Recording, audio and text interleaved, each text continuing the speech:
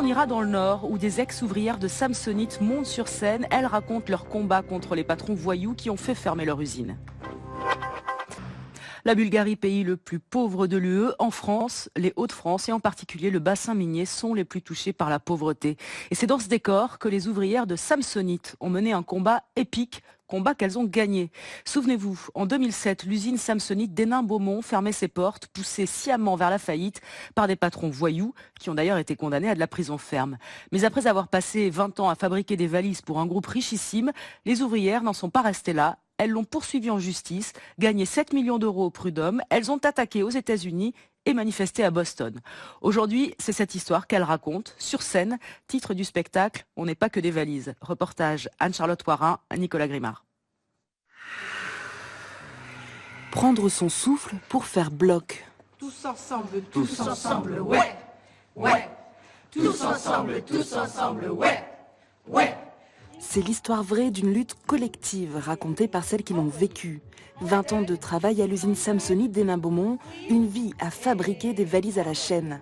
Mais en 2007, brutalement, tout s'arrête. L'usine est liquidée par des patrons voyous et les 200 ouvrières laissées sans rien. Vous avez touché à nos salaires, vous touchez à nos enfants. Et ça, je ne l'accepterai jamais. Ces femmes sont alors devenues des guerrières. Face à elles, un fonds d'investissement, Bain Capital, géré par Mitt Romney. Il rachète les usines pour mieux les vendre à tour de bras. En 2012, Romney est candidat à l'élection présidentielle américaine. Alors elles iront le défier. Leurs armes, des procès et des manifestations jusqu'aux États-Unis. Avant même de changer le monde, cette lutte les a changées elles-mêmes. Et je trouve que c'est ça qui est le plus important. Raconter l'histoire des Samsonites, raconter l'histoire de ce groupe de femmes qui n'a eu peur de rien, qui est allé jusqu'au bout. Le procès, c'est pas ça le principal. Non, le principal, c'est que nous, maintenant, on sait qu'on est capable de faire tout ça. Si elles en sont capables, alors nous aussi. C'est le message que ces héroïnes du bassin minier veulent transmettre. On va montrer notre histoire aux gens. C'est tout ce qui nous importe finalement. Oui. Surtout pour les jeunes, on est super contente. Quand il y a une scolaire, on est contente, hein, c'est vrai. Ouais. On se dit, ça va les faire un peu réfléchir.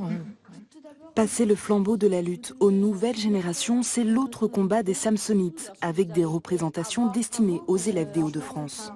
Vous donnez carrément une leçon de vie. Vraiment bravo pour le parcours que vous avez fait. On continue aussi parce qu'on est ensemble. Mais à l'heure actuelle, non, il faut vous battre, c'est nécessaire. À eux maintenant de prendre la relève. Et c'est ainsi que se termine ce journal. Passez une belle soirée s'il vous plaît. Tschüss und bis morgen.